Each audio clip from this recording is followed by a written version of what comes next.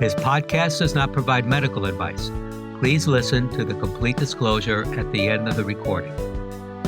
Hello, everyone, and welcome to Everyone Dies, the podcast where we talk about serious illness, dying, death, and bereavement. I'm Marianne Matzo, a nurse practitioner, and I use my experience from working as a nurse for 43 years to help answer your questions about what happens at the end of life. And I'm Charlie Navarrete, an actor in New York City, and here to ask questions that you may have while listening to our broadcast. We are both here because we believe that the more you know, the better prepared you are to make difficult decisions, especially at the end of life. So please, relax, get yourself a little something decadent to eat, maybe some cake and a drink, or cake and milk, or just cake. And thank you for spending the next hour with Charlie and me. In the first half, we have our recipe of the week. And since it's our second birthday, Yay! Happy birthday, Charlie. Happy birthday, Godfather. Oh, sorry, Marianne. You know, this is also the anniversary of the Godfather. 50 years ago, Marianne. 50 years? Yes. So we only... I don't think my mom would have let me see that when I was 5. How is that possible? Yeah, when you were 5. No, so only another 48 years, and we will catch up with The Godfather. Of course, by then it'll be at the 100-year anniversary. But I know, who would have thunk? Who's counting? Who would have thunk? Who would have thunk? So congratulations. Thank you. Happy birthday to us. And we just had our first show hit 1,000 downloads. And which episode was that? The one on breathing at the end of life. Oh, yeah, absolutely. You know, yeah, I remember I asked so many questions with that because, really? I don't know, breathing's probably like my second favorite activity.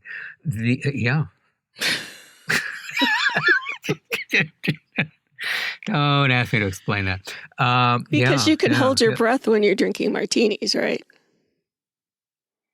Is that advisable? I don't know. But walk on the wild side, baby. Yes. And in our second half, Charlie's going to talk about how pets grieve and how you, as their pet owner and lover, can help them in their time of grief. And in our third half, we have a poem. So, Charlie, can you believe we are starting our third season today? Yes, I can. Okay, now I can.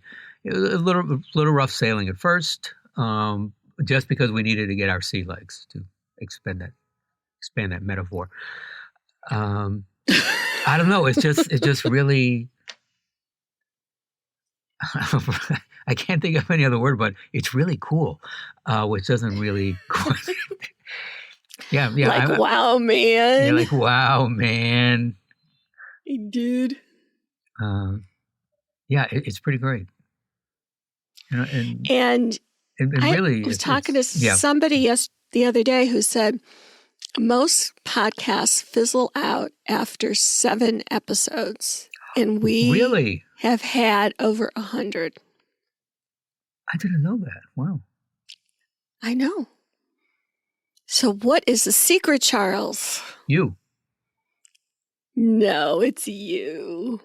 No, really. What you know? What do I do? I discuss martinis and the occasional murder. No, it's you. It's you.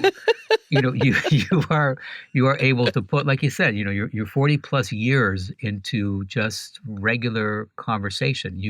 I know you research this stuff, make sure everything is up to date, but even if not, it's you just. This has been your life for 40 years. So you just speak about this with, you know, authority and knowledge. And that's what it is, you know, in a very, not simplistic way, but in a way simple enough for the average Joe, yours truly included, to understand. No, the average Charlie. The average Charlie to understand. I mean, that's what it is. It doesn't matter how much you know. It's how you are able to say it so that the average person understands this. Because it's one thing if something is complicated. This is not only complicated; it's also very emotional. And while it's becoming less and less taboo, people do not like to discuss this. So. Well, I think maybe if it's in the abstract, they might be willing, but when you start talking about there you are, right? Yes. Your own death or the death of someone close to you, that makes it harder. And then the grieving just goes on forever, and that makes it harder. Yeah, and then for us, when we, because we, always talk about, prepare. You need to plan this stuff in advance while everyone is cool, calm, collective. The conversation might be difficult, but better to have it while everyone has a clear head than somebody has died and so. Yeah, okay, fine, sober. Before there's a crisis. A crisis suddenly appears and there is no plan. You don't know how anybody would have wanted to die. Nothing. I mean, just think about it, folks. Just if you're in a panic situation, most people cannot think clearly, unless of course you're Jack Reacher. But apart from Mr. Reacher, or Reacher, you can't think clearly, and you are just susceptible to every emotion inside your body. And then there are family members and all their emotions. Yeah. The dog's emotions. And you need to have the talk. And we're not talking about the sex talk. It's the other talk about, what do you want? Talk about sex too, as much as you can. Well, as a teenager with people growing up, absolutely, yes. Yes. No, just with strangers even. I mean, So, I can just see you at that conversation. Absolutely. Haven't we had that? Wait a minute. I was going to say, wait, actually, yes. Wow, yeah. Oh my God, I just had that conversation last night too with a bunch of strangers. Wow, yeah. Sex or death? No, sex. Well, actually, it was. It started. Or sex and death. It started actually both. It started just this general conversation about sex, and then that's when I brought up death. Is that just basically it's nice that people can. Not everyone's comfortable talking about sex, but at least now people are more open about it. And I wish people which segued me into, and I wish people would be more open about talking about death. And then that's how I segued into that. Yeah. And then it was all over after that. No, actually, everyone was interested. It's not like anybody's like, "Oh gosh, are you out of your mind? What are you talking about?" No, people, and then people just started talking, which is nice. Cool. Yeah. Yeah. Cool. All right. Well, happy birthday to us. I'm going to ring my bell. Oh, good. Put that ringer out. Yeah. Yeah. Yeah. I don't put it away. So let's go to our recipe of the week. Okay. I don't know if our listeners know, but we talk about it enough. But Charlie and I both grew up in Michigan. And when I was growing up, one of our favorite family cakes was tomato soup cake. Have you ever had that, Charlie? Tomato soup cake? See, if you were downriver, you probably would know about this. Anyway, I remember my mother making it, and I really liked it because of the frosting, because it had this wonderful cream cheese frosting, and because it was sort of strange to have a cake with tomato soup in it. And I like strange things, and if Charlie, I like you. And so, thank you. So in celebration of our second birthday, I thought I would step back in time to this cake. I remember that once carrot cake was invented, and it, just to be clear, it wasn't invented prior to my mother ever baking it. So, I mean, it could have been around for 100 years, but if my mother hadn't baked it, it hadn't been invented in my child's mind. But once my mom started making carrot cake, she didn't make tomato soup cake again. Carrot cake had the spiciness and the cream cheese frosting and nuts and raisins. So the tomato soup cake recipe card was retired. So fast forward Okay. to 2010. Yeah. Okay. My sister was in hospice care, and I drove from Oklahoma to Michigan for what I knew was going to be the last visit with her. And we started talking about food that we liked because our family was very all about food. Yeah. And I don't know if she brought up tomato soup cake or I brought up tomato soup cake. And back when my mother died, my sister had taken my mom's recipe book that had all the recipes my mom had collected from newspapers and neighbors and families and friends. So we pulled out this notebook of my mother's and we kind of went down memory lane with the recipes and where they came from. And my mom always named the recipe by where she got it from. So it had Mrs. Novak's nut roll or Mrs. Scotch's yeast rolls or Mrs. Abrzak's pastries. And we realized that we were the last two people who knew who knew who these people were, which house on the street they lived in, and had eaten these original foods that the recipe was now in the recipe box. Right. And it was, because my street, my neighborhood was those, tract housing that was built right after World War II. All the houses looked alike. Everybody moved in at the same time. They had kids at the same time.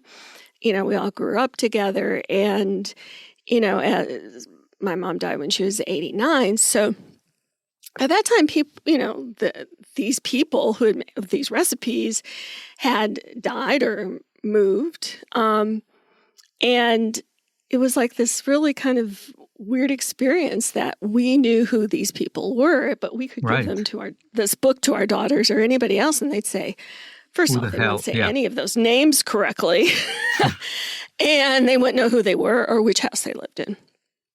So as I looked through this notebook, I found the recipe for tomato soup cake. My sister happened to have a can of tomato soup, so I made the cake for her. And we talked as I baked, and the smell in the house was wonderful. And once I cooled and frosted it, I took a slice over to her, and she took one bite, and she said that's just how she remembered it. That was all she wanted, was that one bite. I took a bite and remembered it tasting better when my mom made it than it really did that day. The cream cheese frosting was wonderful, and I don't know if anybody ate the rest of the cake.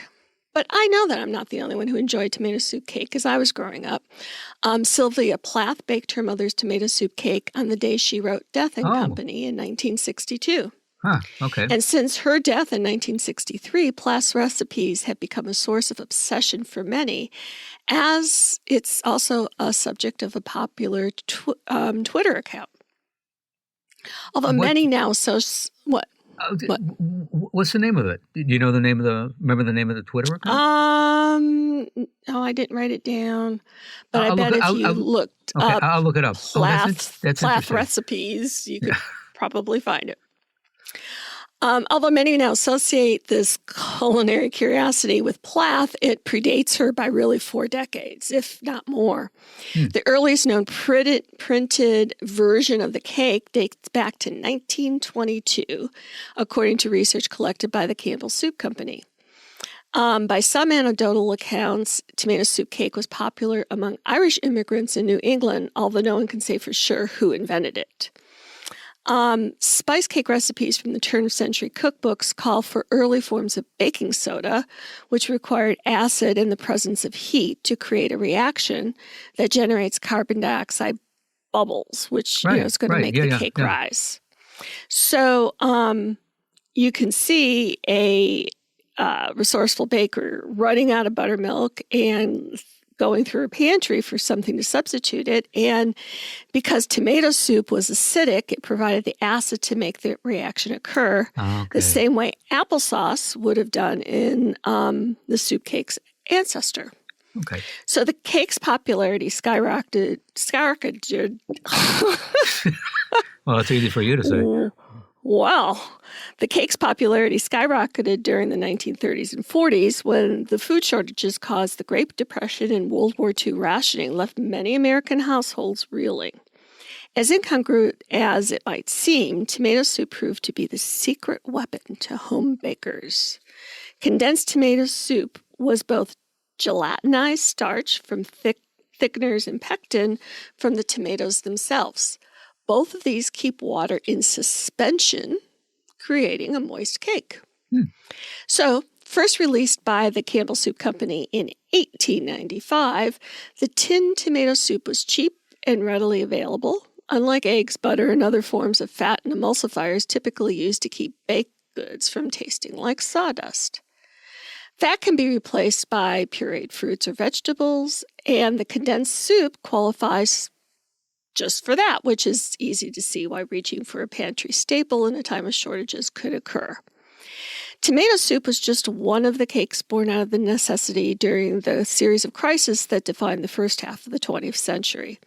All such recipes were marked by the conspicuous absence of expensive or difficult-to-source ingredients. In 1949, tomato soup cake made its debut at the New York Times. In 1960, Campbell's Soup printed a version of the recipe on the sides of the soup can. And in 1964, The Joy of Cooking ran a recipe for mystery cake, confiding in readers that the deep secret is tomato, which, after all, is a fruit. In the 1950s, as the economy was booming and Americans were eager to forget about wartime scarcity, so eggs and buttery frostings began showing up in tomato soup cake recipes. Since convenience foods, included canned soups, were fashionable, most of these recipes called for the addition of a boxed spice cake mix from Duff's, Duncan Hines, Betty Crocker, and Pillsbury. Now, in the 1960s, when bundt pans were all the rage, the company poured soup later battered in one of these signature ring-shaped molds. Around 1966, a cream cheese frosted version surfaced, which remained the most popular version to this day, which made me think, well, yeah, 1966, that's about, I would have been, 9 or so years old. Yeah, so, yeah, I can relate. While other recipes born of scarcity, for example, mock apple pie made out of Ritz crackers, have faded with the times, tomato soup cake has proven to be pretty resilient. The cake resurfaces in the pop culture every few years. Campbell says about 65,000 people a year still look for the recipe, a figure that spikes whenever, say, a TikTok influencer rediscovers it. Okay. There's a reason that tomato soup cake recipes over the years have gone by mystery cake or magic cake. This cake may have been born out of necessity, but it endures because every generation loves a party trick with a big reveal. Please go to our webpage for the receipt or recipe, your choice, and additional resources for what? This program. We hope you will follow us on Facebook and Instagram, and remember to rate and review this podcast. As a license to kill, no, wait, that's James Bond. As a licensed nonprofit, well, that explains my paycheck. It means we are dependent on the kindness of our beloved listeners. We take that seriously, Charles. Yes. There's no profit. Yeah, no. Well, not monetarily, but there's much profit. Because listen, Aww, because that's so sweet. Because listen, with all funning aside, if you folks find this podcast helps you, please go to our website to donate so we can continue to provide quality shows about serious illnesses, dying, death, and bereavement. And please remember, all of this is tax deductible. Your donations are tax deductible. So you can reach us at www.everyonedies.org. That's dies.org. And as an example of the type of death stuff that relates to you,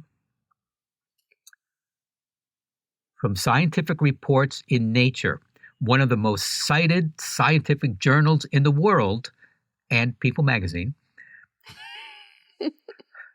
86% of dog owners reported negative responses in their surviving dog after the death of a canine companion. So, folks, grab a drink, not too much lest you require the hair of the dog, and let's take a closer look. Using the validated mourning dog questionnaire, and here mourning as in someone died and you are experiencing grief, 426 Italian adults who owned at least 2 dogs and one of them died completed the questionnaire to explore how and what a dog may experience over the loss of a companion dog. Turned out the surviving dog changed in terms of activities like playing, sleeping, and eating, and emotions like fearfulness. The amount of time the two dogs had spent together had no effect on the behaviors of the surviving dog. Owners' perceptions about their dog's reactions and emotions were not related to the memory or suffering of a death. These findings indicate that a dog may show grief-related behavioral and emotional problems when an emotionally related fellow dog dies, possibly influenced by the owner's emotional status. The ability to mourn has been suggested for a variety of other animals, such as great apes, whales, dolphins, elephants, and birds. Dogs might display grief of a close relationship due to their high social nature. Dogs form emotional bonds, which may include companion animals in their household, so removing that companion can be expected to cause behavioral changes such as grief and mourning. Scientists inquire about the relationship between two dogs in terms of friendliness, combative behavior, and mutual tolerance. Sounds like my marriage. The questionnaire included a background check of shared items and activities between two dogs before one died, such as sleeping, fighting, playing, and behavioral changes. Yep, my ex-marriage. In the surviving dog. After the death of one of the dogs, owners reported that negative behavioral changes included increased attention seeking, playing less, reduced level of activity, sleeping more, increased fearfulness, and eating less. It was also determined that dogs living in the same household might develop a strong bond, regardless of whether they had a strong relationship.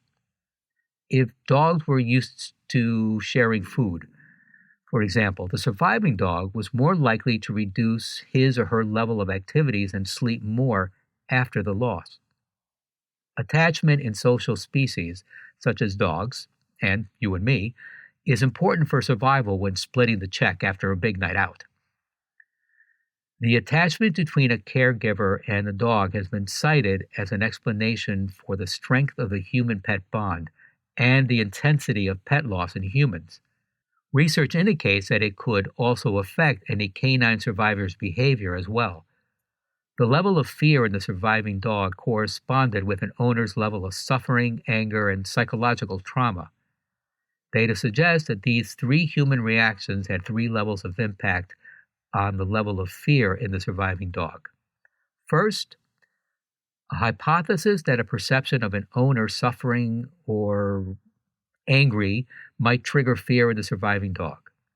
Second, the owner's suffering, anger, and psychological trauma may have affected how they perceive their dog's emotional status. Surviving dogs showed no difference in behavior, whether or not they had seen the body of the deceased dog. One researcher reported that, upon viewing the deceased animal, 73% of dogs sniffed and investigated the body of a dead canine companion, while only a small number showed no interest. Man, now that's cold. Third, a surviving dog may perceive a potential threat deriving from a companion dog's death and seek the owner's help to deal with the situation. If the owners themselves are angry or grieving, they may be less able to give the dog the help it is seeking, resulting in increased anxiety and fear in the dog. Changes in an owner's attitudes and behaviors after the death of a dog might be important factors in the surviving dog's behavior because the dog expects or anticipates events that are no longer happening. As widely reported in other studies, changing a dog's routines, even unintentionally, could result in anxiety or frustration. The study concludes that behavioral changes and their association with the dog's relationship and social bonds might be indicative of separation stress after loss. The duration of the time that the dogs live together does not predict behavioral effects. This is potentially a major issue that has been overlooked, considering the relatively high number of dogs that live with at least another companion dog plus the number of aging dogs. They are therefore at high risk of experiencing the loss of a close companion. The understanding of behavioral patterns after loss in animals can be helpful in recognizing their emotional needs. However, even if we recognize the importance of these findings, more research is needed to confirm it is grief. People magazine concurs. Quoting the study, roughly a third of owners said that these behaviors lasted between 2 and 6 months after the death of their canine companions, and a quarter reported that they lasted more than 6 months. So how do you know if your pet is grieving? Well, they may become depressed and listless. They may have a decreased appetite and decline to play. They may sleep more than usual and move more slowly, sulking around. When signs of grief become evident following the loss of an animal or human family member, concerned owners can help their dogs deal with grief by doing the following. 1. Spend extra time with your dog. Try to divert your dog's attention by engaging in her favorite pastimes. Go for a walk, play a game of fetch, take a ride in the car. 2. Be more affectionate. Make a point of petting your dog more often. Make eye contact and talk to him by verbalizing routine household activities. I don't know, for example, okay, Scout, let's load the dishwasher. If your dog enjoys company, invite friends over who will interact. A little human variety can pique your dog's interest. Provide entertainment while you are gone. Hide treats in the popular to your dog, household locations for him to find, or fill a foraging toy with food to keep him busy while you are gone.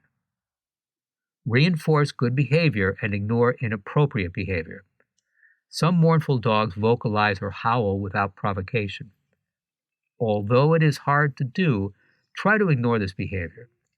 Resist the temptation to give your dog a treat to quiet him, which will only reinforce the behavior you want to change. Firmly tell him to hush and reward him if he complies. The reward doesn't have to be food. A hug will suffice. You may also try to break the howling cycle by distracting your dog. Instead of approaching him, which may be interpreted as positive reinforcement of undesirable behavior, try calling him to you if he needs your command. Praise him and initiate a distraction with a walk or a game. 6. Consider medical therapy. If your dog has prolonged difficulty following a loss, ask your veterinarian about the use of a behavior modification drug. There are several medications that can serve as adjunct therapy and may enhance your efforts at resolving behavioral issues associated with mourning. Your pet's doctor may want to do blood and urine tests prior to prescribing medication to rule out systematic problems that could affect behavior, such as thyroid problems, diabetes, or electrolyte imbalances, to name just a few. Think carefully about replacing a lost pet. If your dog's grief is due to the loss of a canine companion, don't rush to find a replacement. Give your dog time to grieve and adjust to the loss. Introduction of a new dog may add more stress to an already stressful situation. Dogs have a much narrower social structure with set boundaries that extend only as far as the inside of the house or the perimeter of the yard or the walking path around the neighborhood. Their days are focused on a much smaller social periphery that may include only the other pets and people within the immediate family unit. When a member of that family unit is gone, there is a huge void in the dog's life, and they may need help in dealing with loss. Oh, that was really a good report, Charlie. We just Thank you. had a dog die last week. We were taking care of our son's dog who's stationed in Okinawa, and he had a Doberman, 10-year-old Doberman that they wouldn't allow to go. So Brody became number 4 of the dog with 4 dogs in the house. And I guess Dobermans are known to have heart issues and big teeth. What was it last week? Big teeth. Yeah. So last week he went into heart failure. Started getting increasingly short of breath, and then like 2 days before that, he was running with David 3 miles. So it came on pretty quickly. Yeah. And he collapsed on the porch. And so we called Okinawa so that everybody could talk to Brody and the other 3 dogs. I took pictures because the other 3 dogs are right around him, right next to him. Okay. And then we carried him in the house, and Luna, our COVID dog, went and laid with him. Yeah. And I gave him something to help Brody manage his breathing because he was so extremely short of breath. And he kind of calmed down and drank some water and came and hung out with us. And then just a couple hours later, just collapsed again. And that was it. And the dogs have done really, really well. And I don't know if it was because they sat with Brody and we talked about what they used to do with Brody. Yeah, yeah. Or also, like what you're saying about the grief part of it, like we're sad he died, but, we didn't have him for those, 11 years. We had him for one of those, so our relationship was certainly different. So maybe that was the factor, because the other 3 dogs are, like, I keep looking for signs that they're grieving or they're upset, but they're doing good. And then also, they also like have each other. So, and like you said, they have been a unit. Well, right. Yeah. Right. So for our third half, this is a reading that I found. There's no citation of who wrote it, but it must have been written by a veterinarian. So let me tell you about this. This reading starts, being a veterinarian, I had been called to examine a 10-year-old Irish wolfhound named Belker. The dog's owners, Ron and his wife Lisa, and their little boy Shane, were all very attached to Belker, and they were hoping for a miracle. I examined Belker and found that he was dying of cancer. I told the family that we couldn't do anything for Belker, and I offered to perform the euthanasia procedure for the old dog in their home. So we made arrangements. Ron and Lisa told me that they thought it would be good for their 6-year-old Shane to observe the procedure. They felt as though Shane might learn something from the experience. The next day, I felt the familiar catch in my throat as Belker's family surrounded him. Shane seemed so calm, petting the old dog for the last time, and I wondered if he understood what was going on. Within a few minutes, Belker slipped peacefully away. The little boy seemed to accept Belker's transition without any difficulty or confusion. We sat together for a while after Belker's death, wondering aloud about the sad fact that dogs' lives are shorter than human lives. Shane, who had been listening quietly, piped up, "Well, I know why." Startled, we all turned to him. What came out of his mouth next stunned me. I never heard a more comforting explanation. It's changed the way I try and live. He said, people are born so that they can learn how to live a good life. Like loving everybody all the time and being nice, right? The 6-year-old continued. Well, dogs already know how to do that, so they don't have to stay as long as we do. Wow. Remember, if the dog was the teacher, you would learn things like, when your loved one comes home, always run to greet them. Never pass up the opportunity to go for a joyride. Allow the experience of fresh air and wind in your face to be pure ecstasy. Take naps. Stretch before rising. Run, romp, and play daily. Thrive on attention and let people touch you. Avoid biting when a simple growl will do. On warm days, stop to lie on your back on the grass. On hot days, drink lots of water and lie under a shady tree. When you're happy, dance around and wag your entire body. Delight in the simple joy of a long walk. Be faithful. Never pretend to be something you're not. If what you want lies buried, dig until you find it. And to continue on a theme, The poem At the Vets by Maura Stanton. The German Shepherd can't lift his hindquarters off the tile floor. His middle-aged owner heaves the dog over his shoulder, and soon two sad voices drift from the exam room discussing heart failure, kidneys, and old age, while a rushing woman pants into the office, grasping a terrier with trembling legs she found abandoned in a drainage ditch.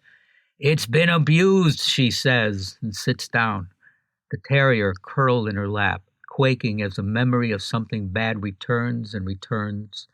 She strokes its ears, whispering endearments, while my two cats, here for routine checkups, peer through the mesh of their old green carrier, the smell of fear so strong on their damp fur I taste it as I breathe. Soon the woman, like the receptionist with her pen in midair, is listening too, hushed by the duet swelling in volume now, the vet soprano counterpointed by the owner's baritone as he pleads with her to give him hope. The vet, trying to be kind, rephrasing the truth over and over until it becomes a lie they both pretend to accept.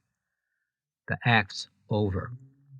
His dog's to stay behind for ultrasound and kidney tests, and the man, his face whipped by grief as if he were caught in a wind, hurries past us and out the front door, leaving the audience, cats, terrier, people, sunk in their places, too stunned to applaud.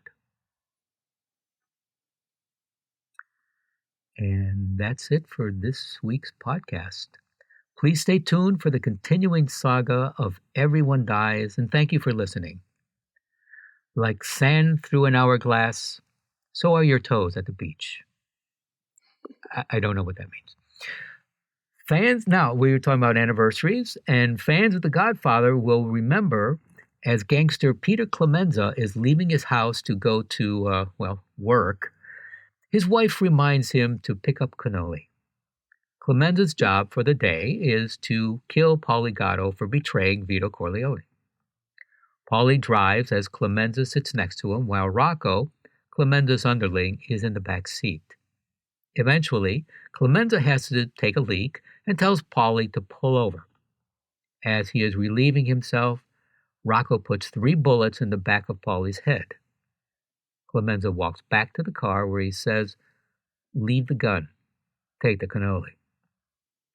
This is Charlie Navarrete. And I'm Marianne Matzo, and we'll see you next week.